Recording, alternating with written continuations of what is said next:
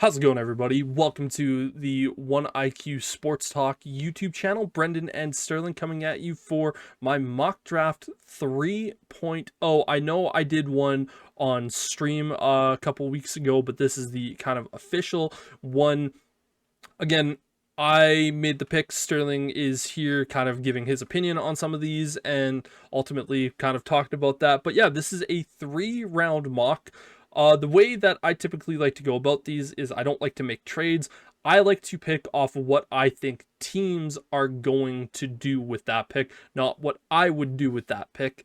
And you'll hear pretty quickly a difference in that sort of thing. Once we get to round 2 and 3, the picks will come in a lot quicker and a lot faster. Round 1 typically always the longest round when talking about these sort of things, because granted it is one of the most important rounds in the draft. But yeah, to kick things off here, the Tennessee Titans are in a really interesting and weird spot, because this is a team that if I was the general manager, I know the exact pick I would be making.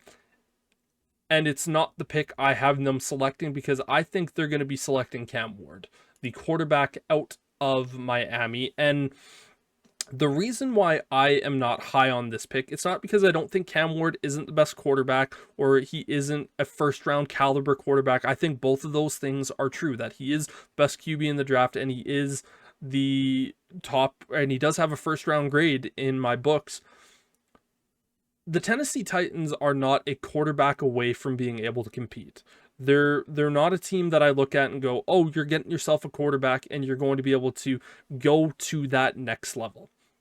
I look at them and go, even if Cam Ward has a rookie of the year type season, they're still not going to make the playoffs. They're still not going to have a lot of talent. And the chances of Cam Ward having a rookie of the year performance this year with the team that's around him, because can someone name me their top 3 wide receivers? Right. Can someone name me all 5 of their offensive linemen? Brian Callahan, I like as a play caller, but he's not necessarily proven to be elite yet at this stage. So for me, this is not where I would personally go if I was the Tennessee Titans. If I was the Titans, I would be taking Abdul Carter. I think the Titans, they need to get a blue chip player. I think there's only 4 blue chip players in this draft class. This is one of those draft classes where it's more you're going to find a lot of starters as opposed to a lot of superstars. And I think Cam Ward fits into that category of he's a starter, not a superstar. And yeah, for me, I think this is the wrong pick for the Titans, because we look at next year, there is at least 4 guys that we look at and go, all of these guys are probably going to be better than Cam Ward. Yeah, I agree with you completely. Everybody has the Titans selecting Cam Ward here, and I think we all agree that's probably what's going to happen. I do differ from you. I think the Titans should be utilizing this pick to trade back. I know you don't like doing trades, and so that's why we're not, but really floating this number 1 pick to teams like the Raiders or some of the other quarterback needy teams out there, I think would be their best option. Build up that draft capital, because not only are they not a quarterback away from being successful, they're a lot of players away from being successful. And really, you might as well just go through the pains of Will Levis at this point, trade back, get some extra capital, bring in some other young pieces, and look towards the next 2 years of draft to truly start rebuilding your team properly. The Titans are 10 players away from being 10 players away. Like that's kind of the situation that they're in right now. And for me, I'm also in the trade back department. If you can convince the Giants to trade up for that number 1 pick to guarantee them a quarterback, because again, you might not get Abdul Carter, but you are still getting an elite player at number 3. So for me, that is probably the best move that I view the Titans doing, is trading back with the Giants. But yeah, it's a little bit of a more interesting conversation, to say the least. But yeah, not the move that I would make, but Titans go down the quarterback route and they get their quarterback of the future, and hopefully he can develop into something. because again, he is still one of these more developmental quarterbacks. Yep. Next up is the Cleveland Browns, and the Cleveland Browns have had a very interesting offseason. They kept Myles Garrett. I don't think that deters them from taking Abdul Carter, the edge rusher, out of Penn State. I think if the Browns draft Abdul Carter, that instantly gives them the best edge rushing duo in the NFL. In the NFL, you have Myles Garrett, who is considered top 3 edge rusher in the NFL. Some people have him as number 1. Some people have him as the best defender in all of football. And you have Abdul Carter, who is without a doubt the best player in this draft and the best defender and the best D lineman in this class, who's compared to Micah Parsons. Even if he is only 80% of what Micah Parsons is, playing opposite of Myles Garrett, that should scare the living hell out of every AFC North team. Because it's already impossible to stop Myles Garrett, and now you have this kid coming along with him. The Browns, they have a lot of issues. This can help make a lot of those issues disappear, because if you are able to sack the quarterback 8 times a game with 2 guys, you're going to be in a really good spot. Yeah, I don't think it makes them disappear, but it definitely casts a shadow on them, so you're not noticing them as much. The Cleveland Browns really are in a place right now where they can't truly commit to being a win-now team. So doing this really helps solidify them as a spoiler team. You know, they're going to be able to go out there and they're going to be able to ruin the day for whichever team they go up against week in and week out through the entire season. And so that will be the fun part for them, is it's like, we're not going out there thinking we're winning our division, thinking we're making the playoffs, but we're going to make your day a living hell, and we're going to make it so next week you're limping into whatever your next matchup is. Yeah, it is, like, the Browns, they can get a lot wrong with this pick. Abdul Carter is not one of those situations where they get that wrong. Next up, the New York Giants. I have them selecting Shedeur Sanders, quarterback out of Colorado. They signed Jameis Winston. Yay, great. I think Shedeur Sanders should sit for an entire season and kind of sit back and learn. And honestly, Jameis Winston is probably a great guy to do that behind. You know he's going to go out there, and if you listen to our podcast this week, you heard us kind of joking about it, where Malik Neighbors is going to have 300 targets this year. He's going to go for over 2,000 receiving yards. Jameis Winston's going to have a 5,000-yard passer season, 50 passing touchdowns, but he's also going to have 38 interceptions. So, you know, it's just going to be kind of one of those roller coaster rides. And to me, I just look at the Giants and go, yeah, you brought in Jameis Winston, but that's a 2-year deal. You need your future. Like, even if they brought in Aaron Rodgers, which they're not doing now, I still said if they drafted Aaron Rodgers, no matter what, the Giants should still take a quarterback, because you can't tell me that the Giants are going to be somehow worse next year. You're going to have more experience for Malik Neighbors, and you're going to have another situation of where you're actually going to have an upgrade at quarterback with Jameis Winston. And if you can get Shedeur Sanders in there and he gets for a year of just learning, that's probably going to be really beneficial for him. And even if he does play, for instance, half the season, the back half, that's still time where you're going to be able to grow and develop that guy. And if you're the Giants and you don't draft a quarterback with this pick, it's a pretty big problem, in my opinion. Yeah, I mean, just like you said, they need their quarterback of the future, and Shedeur Sanders is going to be the option if they're not able to find a way to get to that number 1 pick. They got to get somebody. It would not shock me at all to see the Giants trade back instead, thinking they're making some, you know, sneaky move or something like that. But this is what they should do. The only concern is, will Shedeur Sanders want to play for the Giants? Oh yeah. He has made it known that the Giants are a team that he wants to play for. Is it? Okay, Yeah. then yeah, I mean that should ultimately be their pick. But you know, much like the Browns, the Giants do find ways to fuck up their drafts. They have been doing that the last couple of years, and if you listen to the end of our podcast, that's something that we kind of talked about and alluded to. Now on to the New England Patriots at pick number 4. This is a team that has spent a lot of money this offseason, and they've badly improved this team. Like they have improved it mightily. one area they haven't improved is the offensive line. However, that's not who they're taking. I think they look at this and they go Travis Hunter, the corner slash wide receiver out of Colorado.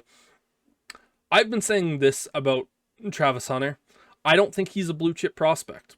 I think he's a great wide receiver. I think he's a great corner. I don't have him as my number one corner or my number one wideout in this year's class. You just combine him both together in those sort of situations, and it makes him look really, really good. Mm-hmm. When it comes to Travis Hunter, obviously, he isn't going to be the number one corner there. He's not even going to be the number two corner there for the Patriots. He basically can be someone that you throw in as the nickel corner and have really, really good ball skills and production from him. But this allows him to grow and develop as a wide receiver. Now, I don't think he'll ever be a top 15 receiver in the NFL. I know someone said, oh, when he plays wide receiver, he reminds me of Jamar Chase. I'm like, that's insane, but okay, that's not where I have him as. I look at him as he's just going to be a guy that if you place him on both sides of the ball, he's going to give you great production. And if he does play more time as a wide receiver in New England, you're giving Drake May someone to throw the ball to. This is one of those, I would say, kind of luxury picks. I don't know if I would necessarily make this pick if I was New England. I would look at some of the offensive linemen that are available and go there, because we've seen what the Eagles did last year. It was a dominating offensive line and a dominating defensive line, and they were able to walk through basically everybody. But yeah, you win the trenches, you win most of your games. And the thing with Travis Hunter is we've talked about it, like the way this league is built now, there really isn't a place for a two-way player. I really don't see any team being willing to have a guy out there on both sides of the ball consistently throughout the game. Maybe in a special situation, end of the quarter, it's a Hail Mary. Yeah, we're going to throw Travis Hunter out there on defense. I do think he is good enough to do both, but he's not going to play 120 picks like he did or 120 plays like he did in college. It's going to be this quarter, you're mostly going to be a wide receiver, and then it's going to be game dependent for Travis Hunter going into the NFL. That's exactly what it's going to be. Like he's going to primarily be a wide receiver. Like whichever team takes him, that would be the smart way to do it. And then in situational options, put him out there as that third cornerback. But like I'm talking fewer than 10 plays a game type of thing on defense. And then the rest is all on offense for someone like that. For me, I do think he is an actual better corner than he is a wide receiver. But like at New England, you have a Christian Gonzalez and then you have Carlton Davis, who you just signed from the Lions. Those two guys are bona fide starters in the league. Christian Gonzalez is a phenomenal, I think he's a top 15 corner in the NFL. But yeah, Hunter, on this team, yes, he fits better as a wide receiver. I agree with you. Like I would rather Travis Hunter as a cornerback, because I think the ceiling is much, much greater for him as a corner than it is as a wide receiver. At that cornerback position, I do think, while he's not the best in this draft, he has the talents to be the best cornerback in the league 5 years down the road. Very possible. Very possible. The Jacksonville Jaguars are up next, and this is a team that has a lot of different needs that they ultimately have. But for me, I give them Mason Graham. This is another guy that I consider a blue chip prospect. There's going to be a lot of times where we talk about parity in the league and looking at what the Eagles did. The Eagles, they had one of the best defensive lines in football, and they were able to rush for and be dominating presence. One thing we know about the Jacksonville Jaguars, Josh Hines Allen is an unbelievable edge rusher. Jalen Walker, who they drafted first overall a couple years ago, he's a pretty good edge rusher. Now, he's never been that number one pick worthy that, a lot of people thought he could have been. Adding Mason Graham to this defensive line gives them one of the best interior defensive tackles to come out of the draft in a while. I think Mason Graham is a better D tackle than Jalen Carter. And if you can get that level of guy on that defense with those established guys already there, that gives you something that you can look at the Texans and say, have fun with your piss poor offensive line. CJ Stroud's going to get sacked 12 times in those games, each of those games. And then you look at the Colts and say, Anthony Richardson has no idea what he's doing, so he's going to die. And then whatever the Titans decide to do, and in this case, they drafted Cam Ward, is going to go have fun dealing with that rookie. And that puts you in a really, really good position with Mason Graham. Yeah, and that's sort of the top need right now for this Jags team. There's a lot of needs, but you got to sort your trenches out first, and starting on the defensive side of the ball is the smarter way to do it.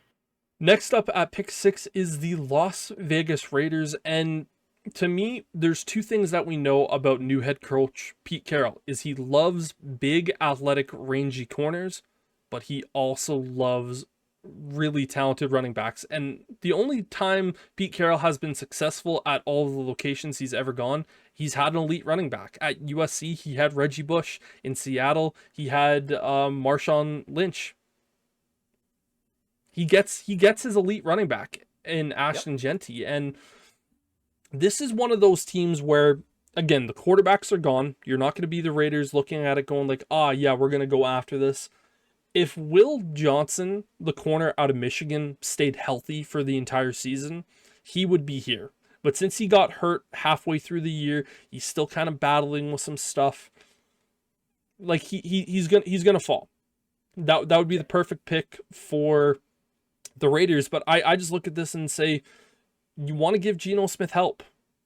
A really, really talented running back gives you help. Now, I don't think their offensive line is elite, so you could go there, but Pete Carroll, he's going to say, I can work magic with this guy. And we know Chip Kelly as the new offensive coordinator. He can do some good things with running backs. When he was the head coach with the Eagles, Sean McCoy was special under him. So, yeah, I think the Raiders ultimately, they select Ashton Jeanty here. Yeah. Yeah, and that's what I think a lot of people are expecting out of the Raiders here is, get Jeanty. Pete Carroll can exercise those demons of learning how to run the ball when he's on the goal line instead of throwing slant passes. This is pretty open and shut that a lot of people think Jeanty is landing with the Raiders this year. I have the perfect comparison for Ashton Jeanty that I haven't heard anyone really use is the greased up deaf guy from Family Guy. Yeah. Because you just can't take him down. Even with you have your arms around Ashton Jeanty, you can't take him down. Now, granted, he was playing against a lot of guys that will not be NFL talent, but when you have 7 guys all around him and he still goes for a 65-yard touchdown, the dude's pretty good. Pretty good. Next up is the New York Jets. New quarterback in Justin Fields. Also a new head coach in Aaron Glenn. A lot of people are saying Tyler Warren here. And I could see that being a very good landing spot for Tyler Warren. But Aaron Glenn, he came from Detroit. He knows how important that offensive line is. I think he goes with Armin Mumbu, the tackle out of Missouri. He sits back and says, Justin Fields, if we give him time, he can be a very, very good quarterback. And we have Garrett Wilson for him to throw the ball to. There's still a lot of talent in this draft class for us to get in later rounds. This could be this is just a really safe pick for the Jets to make. And honestly, it's one where you look at it and go, it's probably actually a smart pick for the Jets to make. Yeah. Yeah, the Jets have been trying to fix this O-line for years. And I see no reason for them to stop trying now. They've got Justin Fields. They brought in a center that Justin Fields is already familiar with. He played with in college, so you've got that connection already. Filling out some other tools around him so that he has more time, because as we've talked about, the biggest issue with Justin Fields is his processing time. He takes a little too long to run through his progressions. He needs those extra half seconds to seconds in the backfield. So yeah, O-line needs to be the focal point for this Jets team. Carolina Panthers are at pick number 8, and I have them selecting edge rusher Jaheed Campbell out of Alabama. Now, Campbell, there are some conversations, is he an off-ball linebacker? Is he an edge rusher? I think he's probably going to be able to play both at the NFL level. It's a little bit easier to kind of do both of those things. We saw Micah Parsons do a lot of that in his rookie season. And it's simple. The Panthers, they had one of the worst defenses in football last year. If their defense was top 15, they probably would have had a lot more wins at the later half of the year. They would have probably beaten the Chiefs this year at home if they had a better defense. And I want to see Bryce Young get more talent around him for him to throw the ball to properly know if Bryce Young is even worth considering moving forward. Because Bryce Young, while he was better this year, he wasn't insanely better.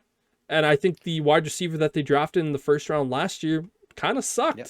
But the defense needs to be so much better. And if you can have a guy that is talented at two spots that just helps out your defense in general, that's a good spot to go.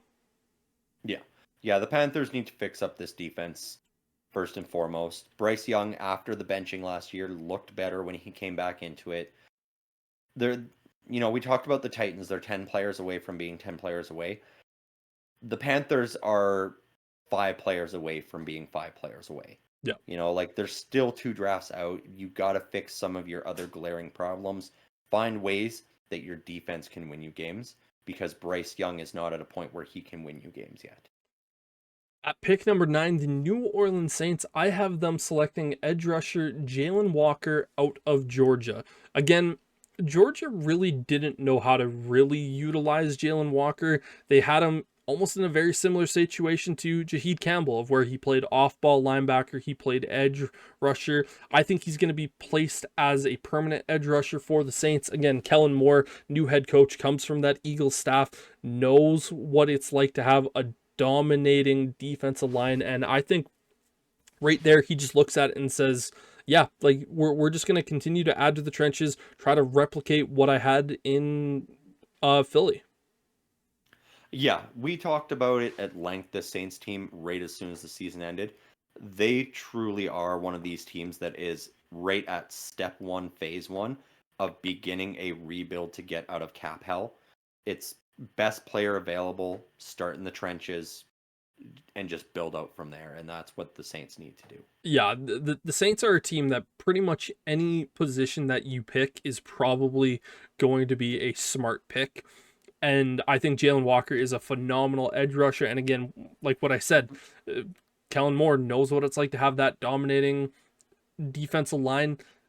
We talked about the Titans being 10 players away from being 10 players away. The Saints are probably closer to being like 15 players away from being 10 players away. Yeah.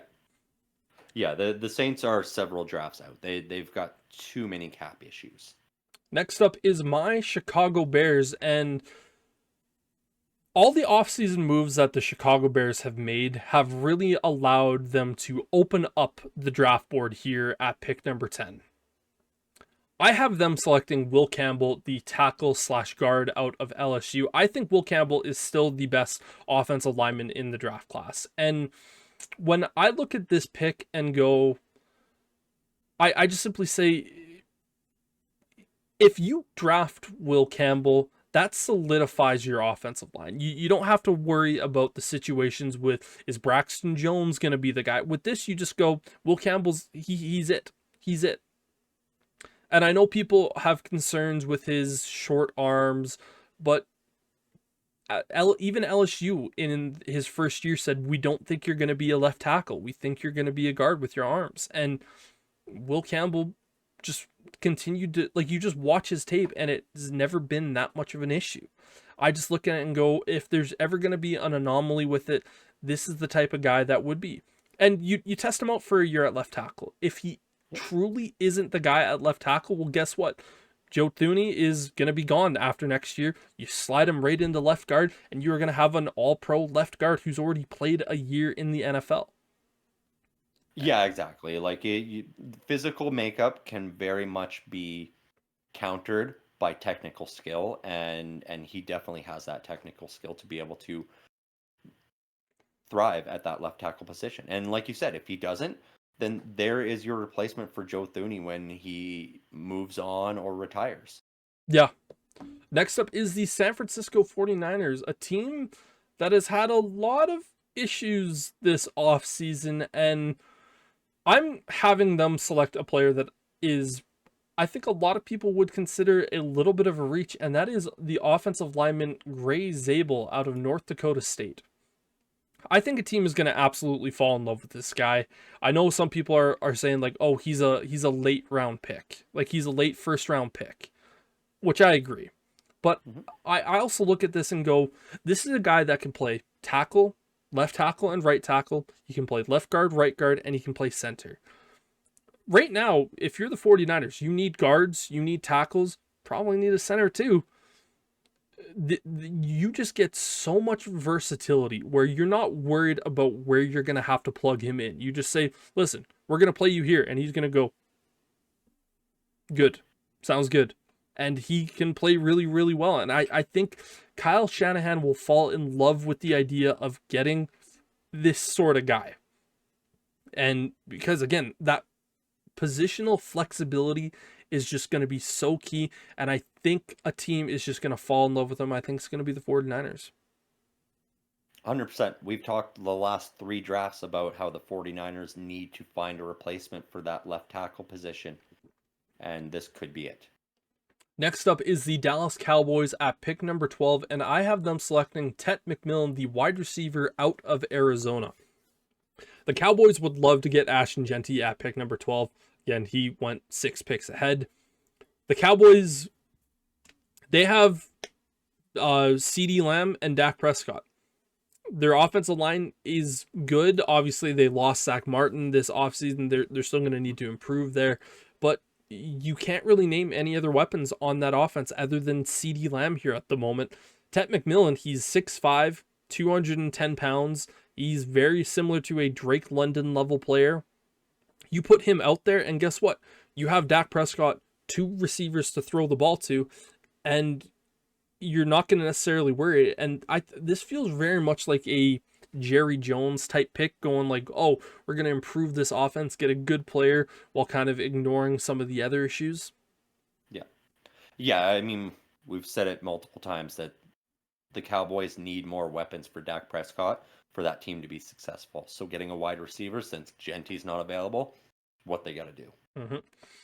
At pick number 13, with the Philadelphia, or not Philadelphia, with the Miami Dolphins, offensive line is clearly the best looking thing for them to go to. I don't think they're going to go offensive line with this 13th pick. I think they look at Malachi Starks, the safety out of Georgia, and go, you are basically going to come in and replace Javon Holland. Starks is a very, very smart safety. He does everything right, and they need help in that secondary. And God forbid, if they can improve that defense even just slightly, that's going to help out their offense so much more. And again, there's a lot of talent at this offensive line group this year that you can find someone in the second round. Yeah, exactly. And I mean, as much as we talk about the Dolphins maybe needing to protect Tua more, ultimately it's Tua that needs to protect Tua more. Mm-hmm. You know, a lot of the times when he's taking bad hits, it's on him.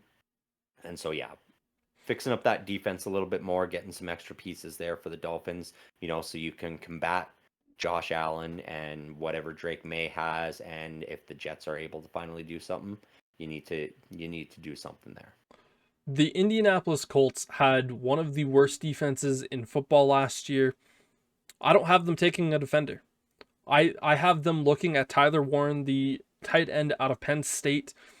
Mm-hmm. Tight end's a big need for them. Like that was probably their biggest glaring need other than quarterback on offense. And we know Anthony Richardson is going to be competing with Daniel Jones, and whoever wins that exciting battle this offseason, you need to give him a lot of weapons. And Tyler Warren comes in almost like a Gronkowski level type player. And Tyler Warren is probably my last blue chip player in this draft class. And you're able to get him at pick 14. Yeah. You saw what the Raiders were capable of doing with Brock Bowers last year. I don't think Tyler Warren is the same level of player as Brock Bowers is, because Brock Bowers is generational. Warren is a really, really good player that whatever team he goes to, that team is getting one hell of a player. Yeah, and as bad as the Colts defense was, they really do need more weapons on offense because, like, yeah, we can name their wide receivers, but neither of them are really that impressive. And so there needs to be more outlets for whichever quarterback wins this battle. The Atlanta Falcons are in a interesting spot, but they need edge rusher help. They need someone to go after the quarterback. It feels like the last 4 years we've been sitting back saying, "Oh yeah, the Falcons are going to draft an edge rusher in round 1," and they just keep not doing it. I think even the Falcons at this point are going, "We kind of should probably draft an edge rusher," and there's a lot of really good ones in this class. And I think they go with Mykel Williams, the edge rusher out of Georgia, and get a little bit of a local product, so keeping him in state. And he's a guy that you can look at and start to build upon here at this stage of the draft. And you finally address that edge rusher need and you go forward with it. Right? And hopefully that's what they do. I mean, they have potential to do a funny fucking thing and all of a sudden go, oh, we're going to draft another quarterback. Oh my God, that would be hilarious. I know a lot of people Right? are talking about them potentially being in the wide receiver market. I go, Yeah. that's great. That's great if you want to do that. But, when your team can't get the opposing quarterback, when you have 15 sacks going into week 18 in total for your entire defense next year, that's going to look real great when you're trying to compete for a playoff spot. Mm-hmm. Next up is the Arizona Cardinals, and this is a team that can go also in a lot of different spots. I have them selecting Will Johnson, the corner out of Michigan. He has fallen, like I said, if he didn't get injured at that or the halfway point of his college season, he probably would have been a top 10 pick. But since he did get injured and you didn't get some of that tape, it ultimately is going to force him to fall a little bit in this class. And kind of going back to last year, one of the things that we saw is we expected the two top corners last year to go a lot higher than they did, and they ended up falling. I think more teams in the NFL right now are realizing that you have much bigger needs than corner. Corners are very, very important to have, but you can find a lot of really good ones in round 2. And if you don't necessarily get that top guy at the spot, and if he's not kind of like one of those generational corners, you can kind of start to wait until that top 15 to go there. And the Cardinals, we know Jonathan Gannon, defensive-minded coach, he's going to finally get that elite corner to pair into his secondary. Yeah, I mean, just about any pick here would make sense for the Cardinals. You know, they need that secondary. They need more help on the D line. They could use another wide receiver. So there's a lot of different options. So getting that elite cornerback, it does make sense for who the coach is, especially going into a year that we've talked about could be the make or break year for him. Like this could be sort of it if he doesn't get it together. He might not be the coach next year. Yep. The Cincinnati Bengals. If you listened to our podcast earlier this week, you know we talked about them going defense, defense, defense, defense. And that's exactly what I have them doing here. I have them selecting Mike Green, the edge rusher out of Marshall. Now with Mike Green, there are some concerns with Mike Green. Obviously, he had a sexual assault allegation in high school. Then he had another one at college at Virginia, which forced him to move to Marshall. He hasn't been charged for either of those. Hasn't been investigated for either of them. It's just one of those things that just kind of looks really bad. But when you watch him on tape, the dude is an elite edge rusher. And we talked about in our podcast where Trey Hendrickson, you could have him for a year, franchise tag him, and then have him for 2 years up until he's 32, 33 years old. Or you can simply just draft Mike Green this year, and another team, let's say like the Commanders, says, hey, halfway through the season at trade deadline, hey, Cincinnati, we know you got a really young edge rusher that you really, really like. We'll give you a first-round pick for Trey Hendrickson. This allows them to have that sort of flexibility. And I think Mike Green learning from Trey Hendrickson for a season while also playing with them would be huge for this kid because he has a knack to get after the quarterback. Yeah. As long as it's a defensive pick and it's, in that front 7, that's a good pick for the Bengals. With the Seattle Seahawks, they have 5 picks in the first 3 rounds, again, making a lot of moves. With this first pick, I have them selecting wide receiver Luther Burden III out of Missouri. Burden is a little bit more in the similar play style to a Jackson Smith and Jigba. But here's the thing. You signed Sam Darnold this offseason. you need to give him players to throw the ball to. You also Mhm. signed Cooper Cup. Cooper Cup is a slot receiver, and he's also 32 years old. If you draft Luther Burden, that gives you two guys that you can trust on the outside. It gives you another guy that you can trust on the inside, and that gives you a little bit more hope moving forward in this year with Sam Darnold that he's not going to be completely lost. Now, the offensive line is not great, but with 5 picks in the first 3 rounds, you can address a lot of needs with that. And here you can start to have one of those luxury picks. Yeah. Yeah, if this is the wide receiver you like, then you get him now and you worry about those offensive line pieces with the next 4 picks that you have coming up instead. Tampa Bay Buccaneers at pick number 19. I have them selecting James Pierce Jr., the edge rusher out of Tennessee. The Bucks, they need to improve that defense. Their offense has been really solid these last couple of years, and that defense just hasn't necessarily quite been up to that level. They need secondary, they need defensive line help. Vita Vea is one of the best interior D linemen in the league. Adding James Pierce the entire season gave me a lot of Jared Verse vibes. When I watch him play, I view him as a very similar player. And we all saw what Jared Verse was capable of doing with the Rams this last year. And if the Buccaneers can get a guy in that similar mold, that puts them in a really, really, really good spot. Yeah, defense makes sense for the Bucks here as well.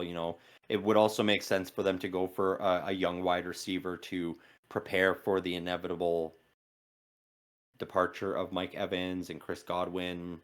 Both dealing with injuries the last couple of years, but getting that defense a few extra pieces is also a good move for the Bucks. Denver Broncos at pick number 20. I have the last couple of drafts have either had them going with a wide receiver or a tight end. I don't have them doing that this draft. I have them selecting Omarion Hampton, the running back out of North Carolina. The Broncos have really improved this team this offseason. But one thing we know about Sean Payton is he also loves to have a good running game. And Omarion Hampton coming into that is going to help out Bo Nix at a very, very high level. And I think that really makes that offense scary. We're going to be talking about the Broncos this year competing with the Chiefs. This type of pick really helps that out.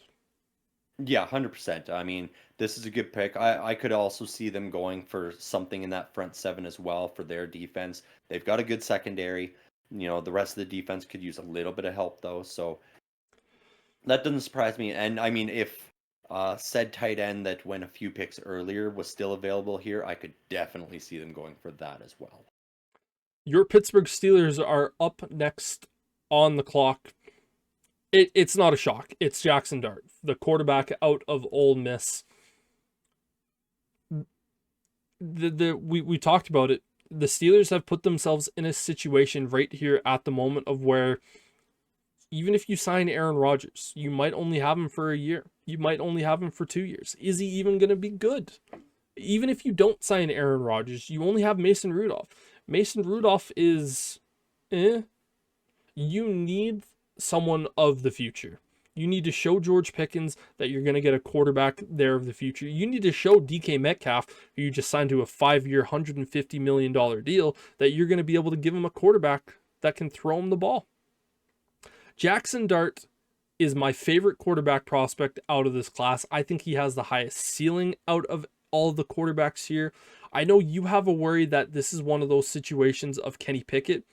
If Jackson Dart was in that same class with Kenny Pickett, Jackson Dart would have been miles ahead of Kenny Pickett, and he would have been drafted a hell of a lot higher. So that is one of the reasons why I think that if you're the Steelers and you make this pick and you tell the fans, you go, this is not Kenny Pickett 2.0. This kid has a much better ceiling, and he's a much better player right now, today. Yeah, I mean, when I say Kenny Pickett 2.0, it's not so much the player, it's the situation. Yes. You're putting him into an offense that is poorly run by an offensive coordinator with nobody on this team that has the ability to develop a quarterback. And so you're basically leaving him to learn how to do it himself, and that's a big problem. Yep. That's my only issue. And yeah, the tough thing is if they sign Aaron Rodgers, I'm sure there's going to be a caveat in that contract where it's, oh, you can't draft a quarterback this year because that's how Aaron Rodgers operates. So that would fucking suck. I've told you I don't really want them spending their first round pick on this, but like we said, this is what we think the team will do, and odds are this is what the Pittsburgh Steelers do with this 21st pick is grab a quarterback. Not necessarily ideal for the Steelers, but it's probably the best move for the future. Yeah. At pick number 22, the Los Angeles Chargers. It's an easy pick. It's Colson Loveland, the tight end out of Michigan. Again, he was recruited by Jim Harbaugh. He's going to be brought in to be a pass catcher and a blocker for Jim Harbaugh. This is just the perfect pick for the Chargers. You get another pass catcher and you get someone who helps out on the line. It's a match made in heaven, and it's a guy that Jim Harbaugh already loves. Not much more to say about it. No, and I mean, we know Jim Harbaugh is really good when it comes to drafting, so this would not shock me at all, and it will be a very good pick. More weapons for Herbert, somebody who can also block. It's just continuing to build this team the way Harbaugh wants to. Green Bay Packers, draft is in Green Bay this year. They end up selecting Jaheed Barron, the corner/safety out of Texas. They need to look at the wide receivers that are in this division and go, we need to secure this secondary. Jair Alexander, I've been saying it for the last 2 years. He's not that guy anymore. He's fine, but he isn't that elite guy. You get Barron to come in, that helps out that secondary. You have to go up against Justin Jefferson and Jordan Addison twice a year. You're going to have to go up against DJ Moore and Rome Odunze twice a year. You're then going to have to go up against Amon-Ra St. Brown and Jameson Williams twice a year. You have 6 guys that could all very easily be number 1 receivers on a handful of different teams. If you don't have a secondary that can deal with that, you're going to be at a big, big disadvantage.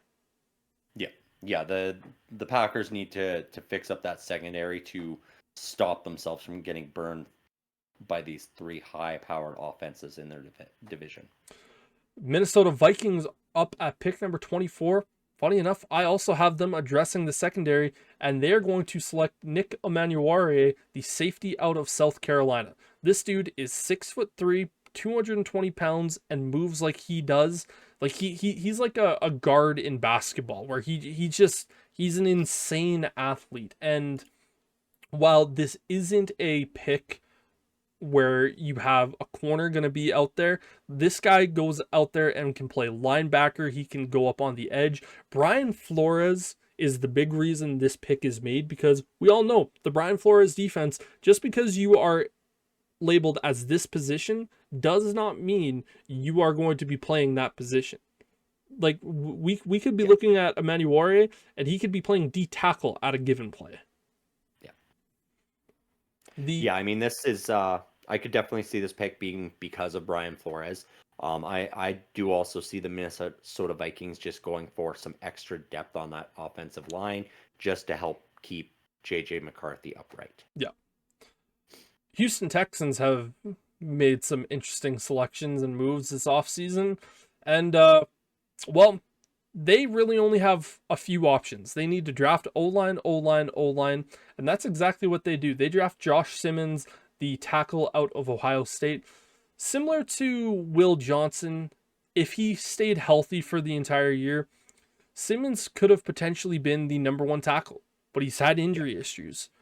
But when he's playing, he's really, really good. And when you traded away one of the best left tackles in football, you need to replace that. The Texans this offseason, they looked at their offensive line and said, this is probably the second worst offensive line in football, because our quarterback was the second most sacked quarterback in football. And you know what we're going to do? We're going to take 2 steps back. Yeah, we're going to trade away the best piece of that offensive line and see what happens. Yeah, and then they also traded away their other starting guard. Now, granted, he wasn't great, but like you're now having to go, instead of just 2 guys to potentially bring in on this offensive line, you need 4. Yeah. I mean, This team is sort of the opposite of the Bengals, where the Bengals were like, yeah, it's defense all draft. The Texans have to be O-line all draft. Yeah. Spoiler alert, you're going to see a lot of O-linemen go to the Texans. Yeah. Pick 26, the Los Angeles Rams. They have a lot of different areas where they can go, but for me, I have them selecting cornerback Maxwell Hairston out of Kentucky. Hairston had an excellent combine, and we know the Rams are building that defense up, and it is a young defense, and they have some talented guys there. I don't view Hairston as a first round corner, but with how good he performed at the combine, I could very easily see him getting slotted in as one of the top secondary pieces for that Rams team and really just continuing to develop that because he is a fast, rangy corner. Yeah, I like this pick. The only other thing I could see the Rams possibly doing is if there are any other, like if they're already reaching for a corner, if there are any of the quarterbacks remaining in this draft that Sean McVay has looked at and gone, this is a guy I can mold to replace Matt Stafford. I see the Rams reaching and taking a quarterback in the first round Yeah. here, just so they can start developing him for when Matthew Stafford inevitably does retire. I'll tell you this. If Jackson Dart is there at pick 26, he is going to be a Los Angeles Ram. I can guarantee that. He will not make it past 26. At pick 27, the Baltimore Ravens, I have them selecting Tyler Booker, guard out of Alabama. The Ravens, they do need a little bit more offensive line help. And if you can give Lamar Jackson just that little bit more protection, that's going to be a big thing. And again, Derrick Henry, give him a little bit more holes to open up. That's going to be huge. Tyler Booker could potentially turn into the best offensive lineman in this class. He has that right DNA, and he's a pure guard, so he's not going to have to change positions. The Ravens are a stable organization where they can plug him in and say, listen, you're going to be playing beside one of the best tackles in football in Ronnie Stanley, and you're not going to be a main focus point, and you're just going to go out there and kick ass, and he's going to be a Pro Bowler in his rookie season. Yeah, I mean the Ravens are in a tough spot. Grabbing an old lineman to give Lamar Jackson more time, open more holes for Derrick Henry is great. But I mean, this team also needs more weapons for Lamar Jackson to throw to. This team needs a lot of help on the defensive side of the ball as well. And so there's a lot of different areas we could see them go. But for this first round, yeah, I do think O-line just playing to their strengths does make the most sense, and then start filling some of those holes later in the draft. Detroit Lions at pick 28. I have them selecting Donovan Azucarika, the edge rusher out of Boston College.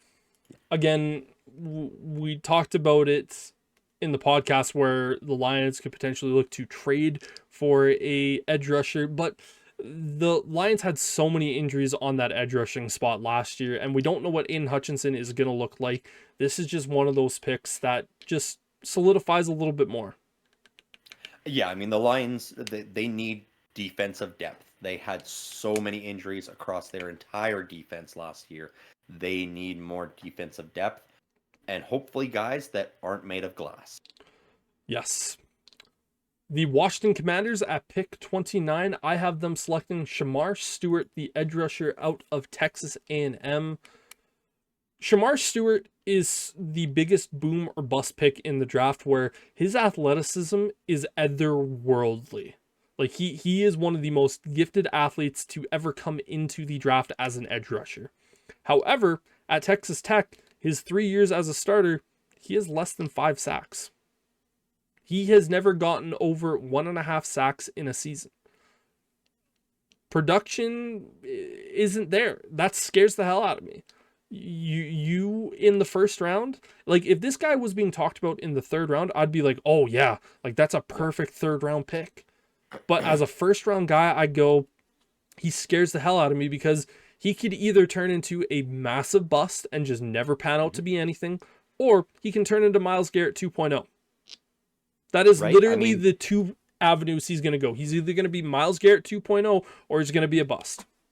Yeah. They've got the right head coach for it. Dan Quinn definitely has the ability to develop him into that ceiling. This Commanders team, though, it's we've talked about it with a couple of different teams. This is probably the latest picking team we're talking about here, but it is trenches on both sides. Yes, they went out and they traded for Laramie Tunsil. That is a great addition. They still need more help on that O-line as well as the D-line. So yeah, grabbing an edge rusher here makes sense. I could also see them grabbing whatever the best available O-lineman, Yep. Especially a center Yep. at this spot. Buffalo Bills at pick 30. Funny enough, I have them also selecting an edge rusher out of Texas A&M, and that is Nick Scorton, who is a very large, rangy, athletic. Or he's one of those guys that if we were playing Madden, they would say, oh, he's a run defender, but he is good at getting after the quarterback. And the Bills, they need some more help on that defense to go after some of the teams again, trying to get after the Chiefs and trying to get after the Bengals, the Ravens, for instance. They just need to get some more help on that D line. And Scorton, while I don't think he is an amazing edge rusher, he's just going to be a solid guy for a lot of years. Yeah, and I mean this is good because he's not going to be expected to be the number one anyway. They brought Joey Bosa in, Yep. and so you're going to have Joey Bosa and a really talented rookie on the other side, and that this is the need for Buffalo is defense. Kansas City Chiefs are now officially on the draft board, and I have them selecting Calvin Banks Jr., the tackle out of Texas. It's simple. The Chiefs, they need tackles. They need to find some replacements at that O-line. They just need to get better in that department. Yeah, they've been taking skill players for the last several years. They need to start shoring up that offensive line, especially in the trenches. They don't need to worry about it yet, but in the next couple of years, they're going to have to start worrying about the other side of the ball in the trenches as well. But O-line is a need. They lost, I think, at least one in free agency. Joe Thuney was the trade. Thuney, I don't think they ended up losing anyone else. Right, but they just had some really bad tackles that they need. Yeah. But either way, you've got to focus on your O-line. It's what you got to do in Kansas City right now. Philadelphia Eagles on pick number 32, the last of the first round. It's not a shock. They're taking an edge rusher. They're finding the replacement for Josh Sweat. It's Princely Umanlemelon out of Ole Miss. High level of production at Ole Miss. That Ole Miss defense was very, very talented. And he comes in and Howie Roseman just continues that train of defensive lineman and offensive lineman in round one. And that's why the Eagles are so damn good. Yeah, that's exactly it. Howie Roseman's going to go in here. He's going to make the good pick. It's likely going to be run past Vic Fangio of going, look, these are the guys we let go. Which position do you need the most to be refilled? And it'll be that edge rushing position. Yep. Josh Sweat and Milton Williams were the two main guys that they ended up losing. I know the Eagles kind of regret the Bryce Huff deal that they made last offseason. So edge rusher, I feel like, just takes that little bit extra as opposed to D tackle. So now that we are here in round number 2, starting out with the Cleveland Browns, again, a lot of these will be shorter explanations and quicker kind of turnaround. But here in round 2 with their first pick, the Cleveland Browns, I have them selecting Emeka Egbuka, the wide receiver out of Ohio State. It's kind of unknown who's going to be the quarterback, but you have Jerry Jeudy as a wide receiver, and that's about it. So if you can get a little bit more help, smart move. Right, get someone for Kenny Pickett to throw the ball almost to. Yes, indeed. New York Giants, we saw them select Shedeur Sanders in the first round. I have them selecting wide receiver Matthew Golden, wide receiver out of Texas. You have Malik Neighbors. He's a great wide receiver. Get him another weapon. Jameis Winston, we know he's going to be there for this full year. Might as well get you two really solid wide receivers to throw the ball to. Tennessee Titans with their final pick in the first 3 rounds. Funny enough, they also go wide receiver, and I have them selecting Elick Eomanor, the wide receiver out of Stanford. Titans, again, you're drafting Cam Ward. You need to give him weapons. And this is a young guy that you can potentially build with. Jacksonville Jaguars with their first pick in the second round at pick 36. I have them selecting Trey Amos, the corner out of Ole Miss. Again, that secondary for the Jags is a bit of a problem. And so this is an area where I look at them and say, if you can get Amos in the second round, that is really, really good value for them moving forward, and it's a solid pick. Yeah, keep working that defense if you're Jacksonville for sure. Las Vegas Raiders, we saw them select Ashton Genty in the first round. We talked about Pete Carroll. Two things that we know he loves: running backs and long, large, rangy corners. Shavon Ravel, the corner out of East Carolina, he fits Pete Carroll's defense to a T. And this would be an amazing pick for the Raiders to get in the second round.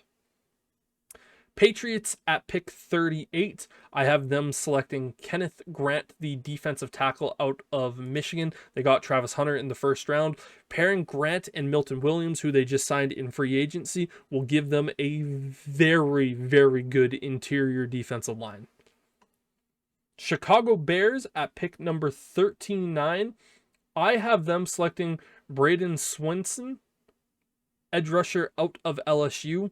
He is a guy that only really started to show production this last year at LSU, but he is the right size, right length for a Dennis Allen offense. Again, Deo Dangbo came in as an edge rusher for the Bears. This gives you a really solid rotation of edge rushers for the Bears to use. Again, kind of going down that Philadelphia Eagles route of just having a ton of talent that you can bring in. And this is a guy that Dennis Allen can mold. The New Orleans Saints, they go back to the defense, and first round they got Jalen Walker, the edge rusher. This round, with this pick, I have them selecting Walter Nolan, the defensive tackle out of Ole Miss. Again, we know exactly what new head coach Kellen Moore wants, and that's going to be defensive line help. Mm-hmm. Back with the Bears at pick number 41. This was a weird one for me to try to make because the Bears could go in a lot of different directions. I have them selecting Cam Scatabo, the running back out of Arizona State. I just view him as someone that he's going to come in, he's going to just do an absolutely amazing job, and putting him in a Ben Johnson offense, that'll be a really, really fun thing to watch, and I can't... He's my draft crush this year. Yeah, the Scatabo definitely has a lot of upside. There are some questions around him too. You know, he could be one of these boom bust guys, but the boom is very much there if he's able to get everything right. He was the second highest rusher in all of college football last year in terms of yards, only behind Ashton Genty. He is a back that plays with a chip on his shoulder. He is so much fun to watch, and I would love to see him in that Ben Johnson offense. Again, he's a little bit more of that power back, and so you have him and DeAndre Swift pairing off of each other. I think that's a really solid move. With the New York Jets at pick 42, I have them selecting tight end Elijah Arroyo out of Miami. Again, we talked about them being a team that could very easily be Tyler Warren in the first round, but you need to give Justin Fields a bit more weapons, and that is their biggest need on the offensive side of the ball. The 49ers, I have them selecting Demetrius Knight Jr., the linebacker out of South Carolina. This pick is solely to replace Trey Greenlaw. Again, when the 49ers, they've lost a bunch of guys, they need to replace those guys in the free agent market here, or the draft market, I should say, because again, it is a little bit of a tough situation for them. Cowboys at pick 44, I have them selecting running back out of Ohio State, Quinshon Judkins. Again, they were very much in need of a running back, and that is a very, very large need for them. And Quinshon Judkins is the better of the two Ohio State running backs, and I think Jerry Jones is going to very much enjoy that pick. Yeah, and I think he pulls the trigger right here after not getting Genty in the first round and then having Scatabo go off the board only a couple picks before this. I think he just goes, we're not waiting any longer. We need a running back now. Indianapolis Colts selected Tyler Warren in the first round. I talked about how they need defense. Well, they get a very, very large human being in Derek Harmon, the D tackle out of Oregon. That's going to help them up the middle and kind of also help out that defensive line just that little bit more. Atlanta Falcons, they selected Michael Williams in the first round, edge rusher. I have them pairing their edge rusher with a D tackle in Darius Alexander, the D tackle out of Toledo. They're kind of going for that strategy of the Rams last year. Get yourself an edge rusher, get yourself a defensive tackle, and try to really work with that. I think that'll be a really solid option there for the Falcons. They need to get after the quarterback. Both of those two guys can get after the quarterback. Arizona Cardinals, stop me if you've heard this before, but they're taking a defensive tackle. This time they're taking TJ Sanders, D tackle out of South Carolina. Jonathan Gannon, we know he's going to want to get more defensive help. He's a defensive minded head coach, and his defenses have been kind of shit these last couple of years. So that is a big, big help for them. Miami Dolphins, we thought they were going to take offensive line in the first round. I had them selecting Malachi Starks. Josh Cornley Jr., the tackle out of Oregon, is up on the board. Dolphins need to make that pick to help protect Tua. If you can't protect Tua from himself, well, just give him protection up front. Cincinnati Bengals still up on the board here at 49. I have them selecting Tykel Williams, the defensive tackle out of Ohio State, giving Mike Green out of Marshall in the first round, Trey Hendrickson also on that defensive line. That makes that defensive line suddenly worth actually being concerned about. The Seattle Seahawks, we gave them Luther Burden III, the wide receiver out of Missouri in the first round. I actually have them selecting, when I find him, Wyatt Millam, the tackle slash guard out of West Virginia.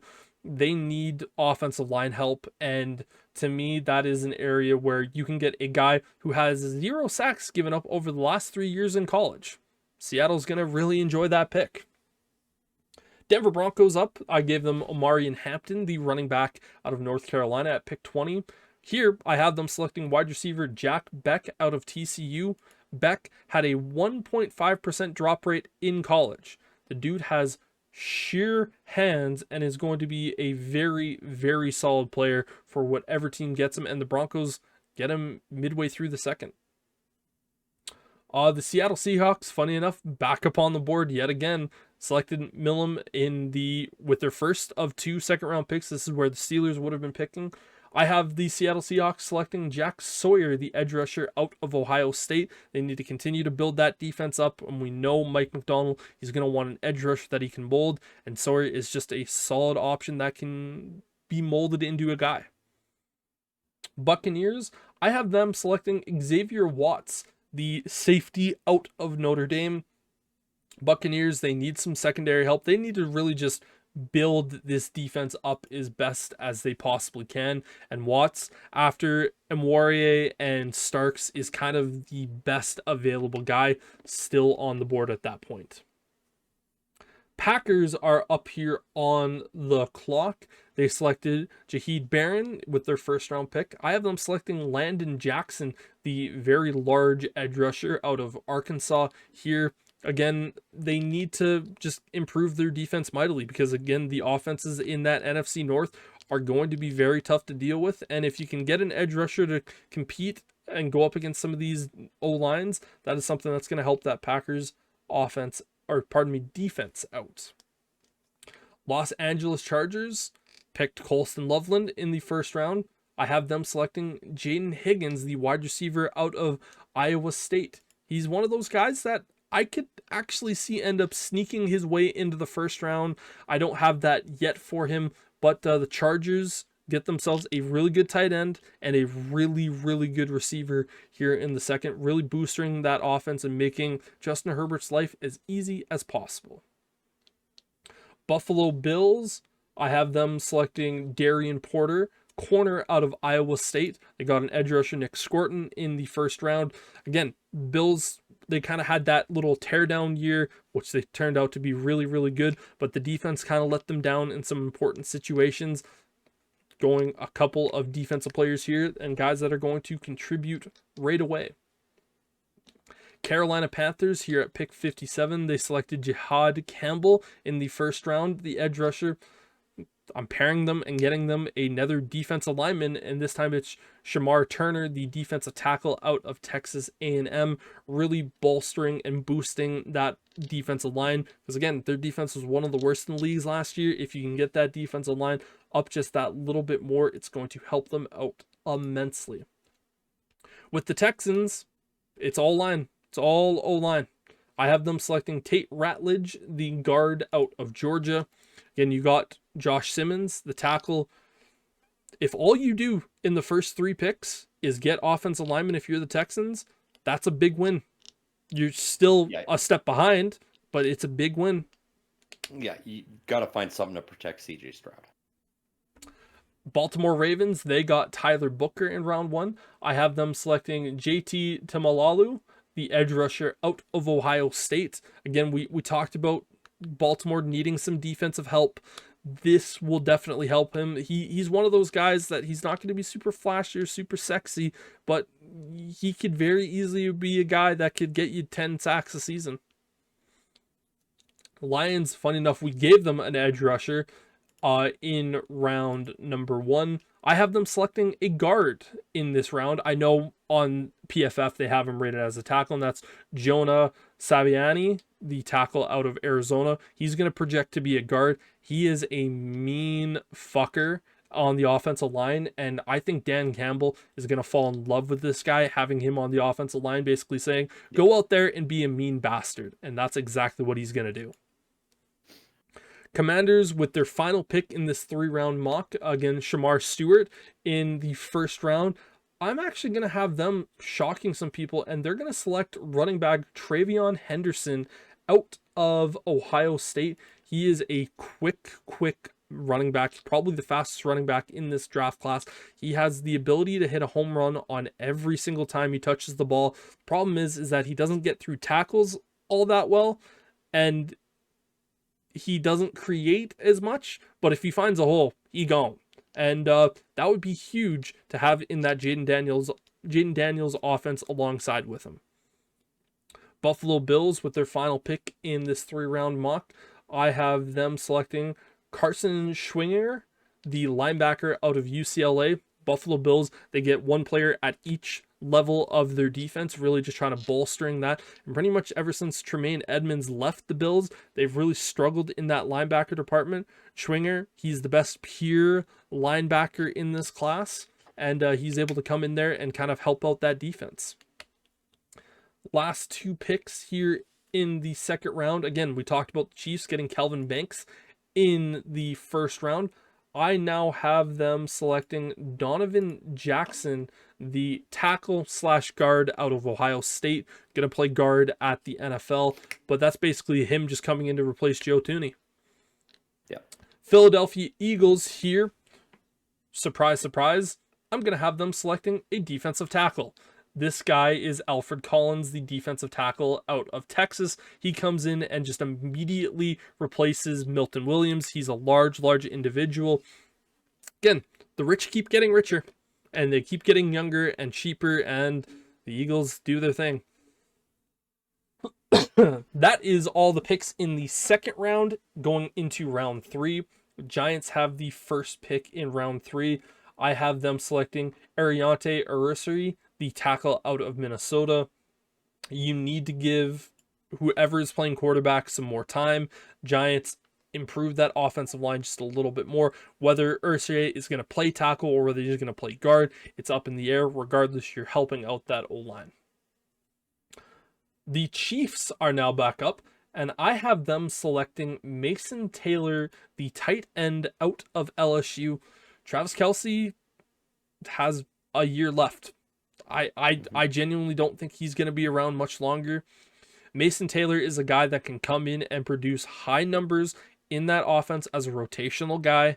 And then when Travis Kelce hangs up the gloves, Mason Taylor is now your default number 1 tight end who's learned from one of the very best to play the game. Yeah, that makes sense because we've seen Noah Gray isn't necessarily the guy. I fully expected the Chiefs to take either a tight end or another wide receiver here.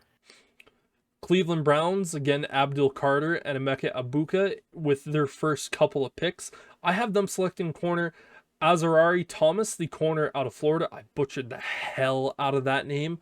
But yeah, you need to add a little bit more help in that secondary. And again, we talked about the Browns being 10 players away from being 10 players away. This is just one of those picks that just kind of helps them along just that little bit more. Raiders here with their last pick of this particular mock. I have them selecting Will Howard, the quarterback out of Ohio State. Didn't see any corner or quarterbacks go in round 2.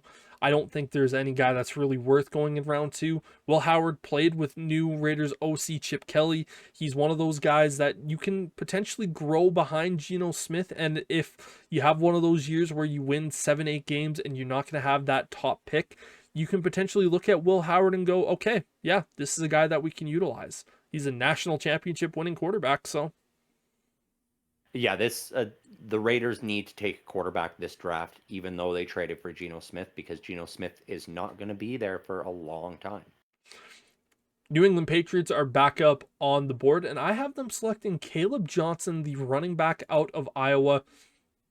You need to give Drake May as much help as you possibly can, and Caleb Johnson is a fun running back to watch. He combines shiftiness with power, with speed as well. Like, he's kind of a do-it-all running back, and I think you add him into that offense, that makes the Patriots a lot better.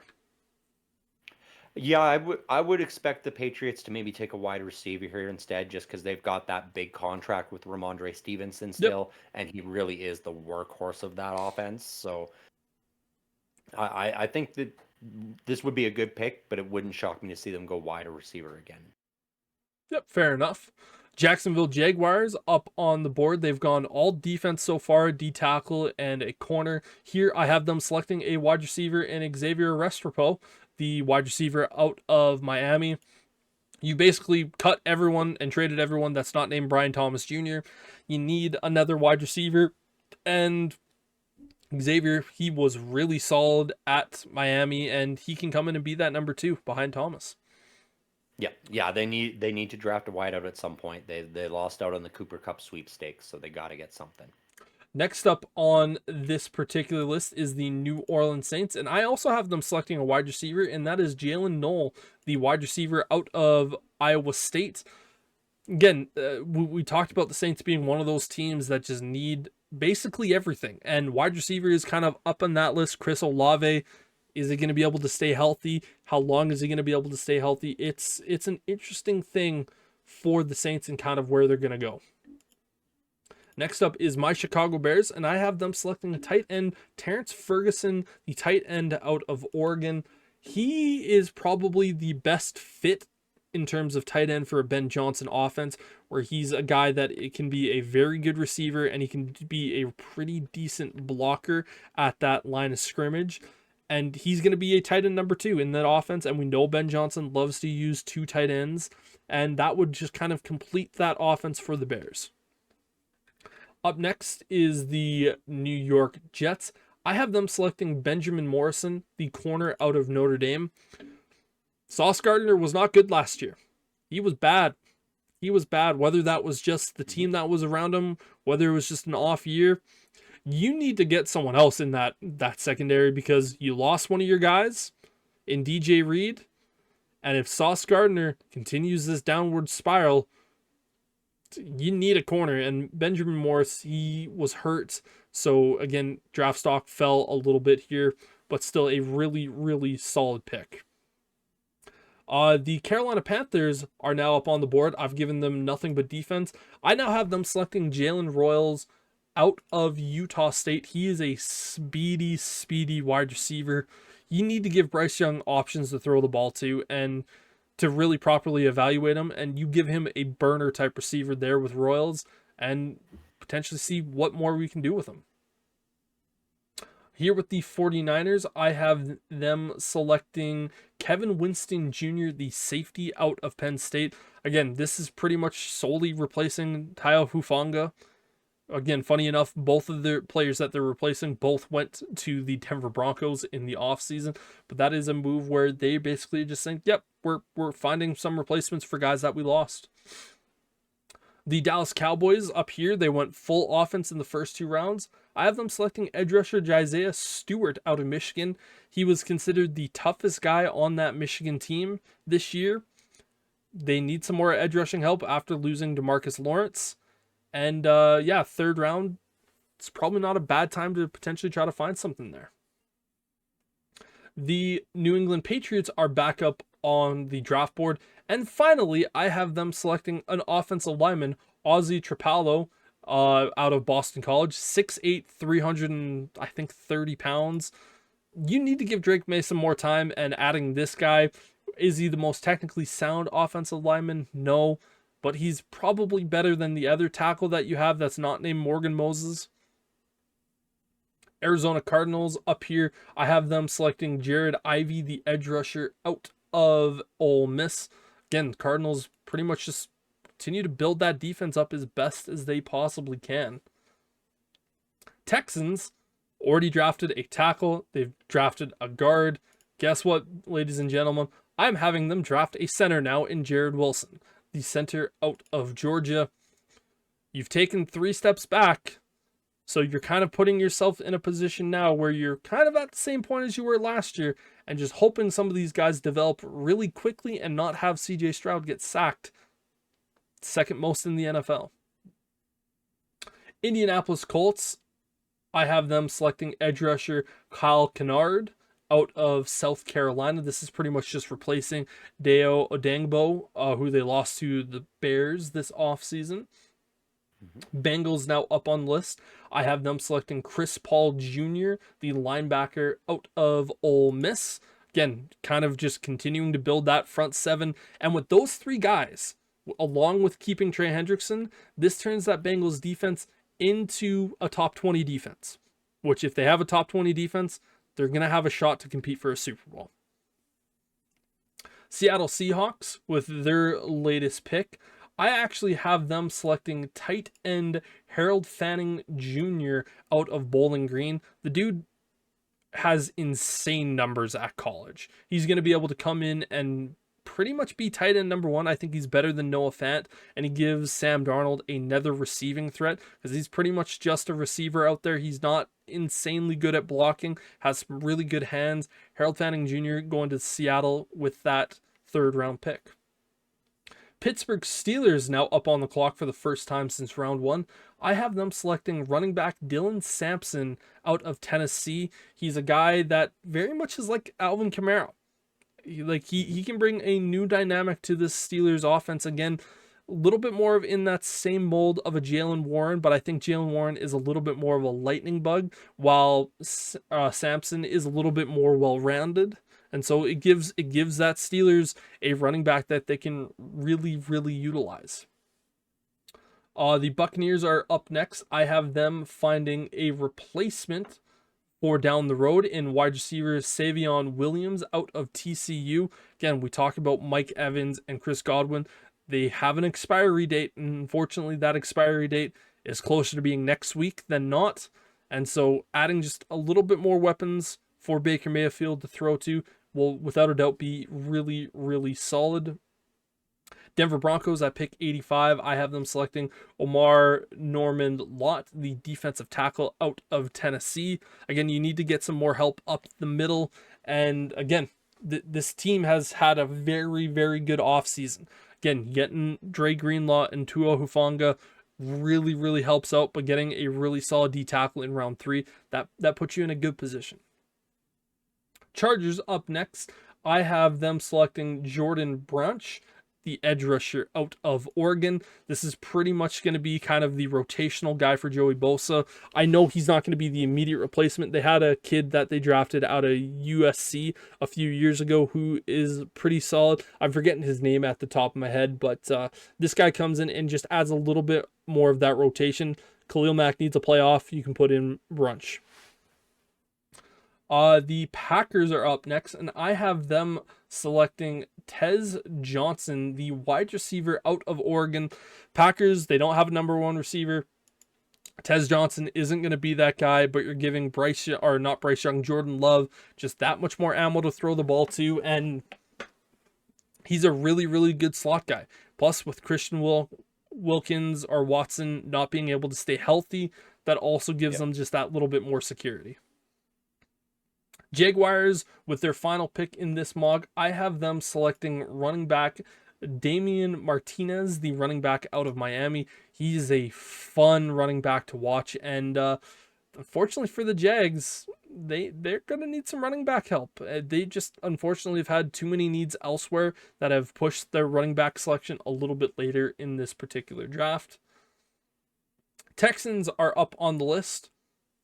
I'm not selecting an offensive lineman here with this pick.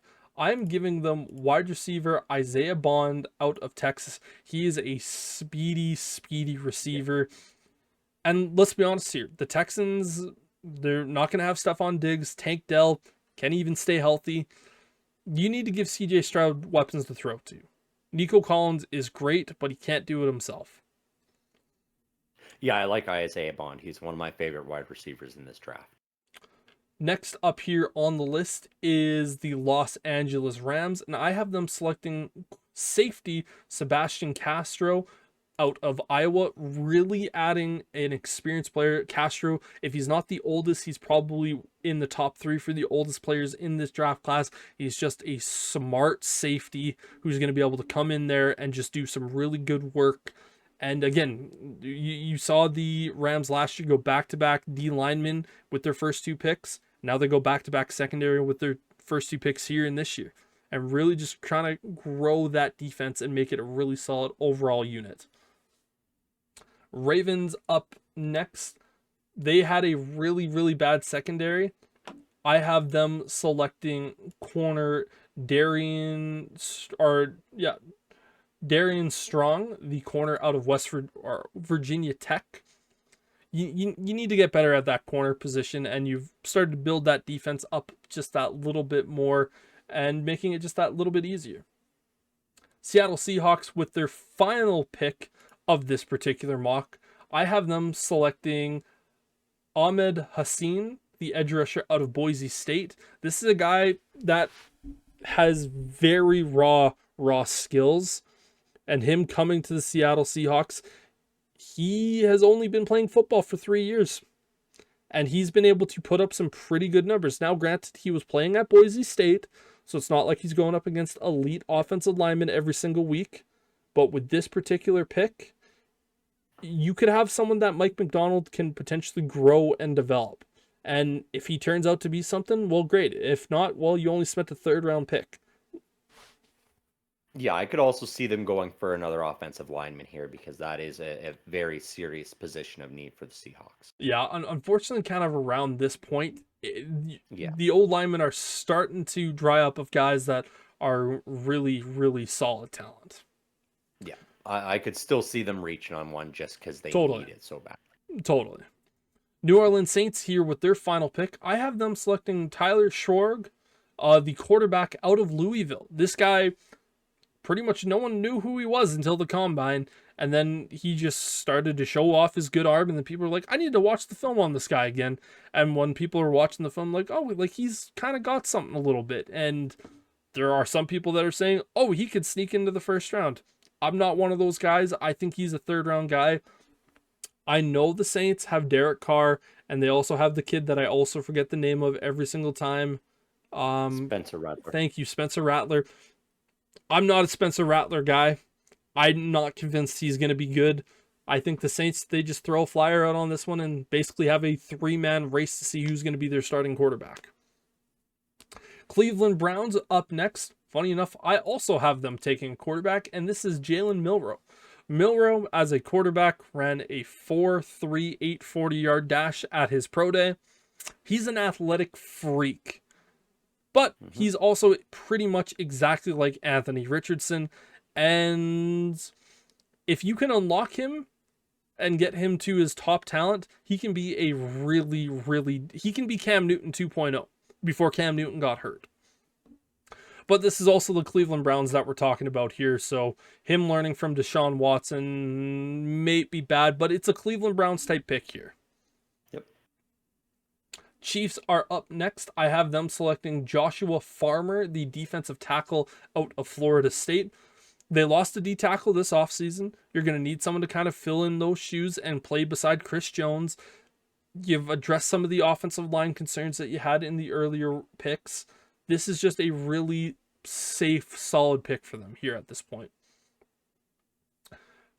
Philadelphia Eagles are up on the clock next, and I have them selecting offensive tackle Cameron Williams, who I'm going to have them moving into right guard to replace Mekhi Becton, who they lost. And again, Williams was a right tackle in college. You're just going to say, listen, kiddo, you're moving into right guard, and you're going to be playing beside Hall of Famer and All Pro. And you're just going to hopefully do some decent work. Minnesota Vikings are up next here, and I have them selecting defensive tackle Jordan Phillips out of Maryland. Again, you're going to need to continue to boost and bolster that defense, and Phillips just adds Brian Flores, just another piece that he can use to put some fear of God into some other teams. Next up on the board, the Miami Dolphins. I have them selecting Kobe Bryant, the corner out of Kansas. They signed James Daniels this offseason. They got a tackle in the second round. They need to improve that defense. If they can improve that defense and that secondary, the Dolphins can be a much, much better team. Yeah, Jalen Ramsey is not getting any younger. No, he is not. New York Giants, finally, I actually have them selecting a defensive player, and I have them selecting Vernon Broughton, the D tackle out of Texas, someone to play beside Dexter Lawrence. You can just continue to improve that defensive line, and they kind of look at that Eagle strategy of going, you can never have too many bad linemen. 49ers up here, I have them selecting RJ Harvin, the running back out of UCF. Again, you lost Jordan Mason. Is Christian McCaffrey going to stay healthy? RJ Harvin is a guy. You also lost Elijah Mitchell. That's correct. You also lost Elijah Mitchell. So you basically need to find some guys to play in that spot because you can't trust McCaffrey to stay healthy right now. The final pick for the Los Angeles Rams, I have them selecting quarterback Quinn Ewers. Ewers to me is the team that I view him the best with is the Rams. We all know Matthew Stafford. He's on a very fine expiration date here at this point. This is his last year. If Quinn Ewers can come in, learn from Matthew Stafford for a season, get a PhD in Sean McVay's offense, and then become the starting quarterback the year after, I think that puts the Rams in a pretty good position quarterback-wise. Yeah. And with the final pick in this 3-round mock, I have the Detroit Lions selecting Jeffrey Bassa, the linebacker / safety out of Oregon. Pretty much just having them just continue to bolster that defense because they had so many injuries last year. It's only going to make them that much better, and getting an additional lineman to play with Jack Campbell also is a huge, huge bonus for them. But that is our 3-round mock here at 1IQ Sports. Sterling, thank you for hanging out and listening to me jibber jabber and give some of your feedback as well. But for everyone watching, peace.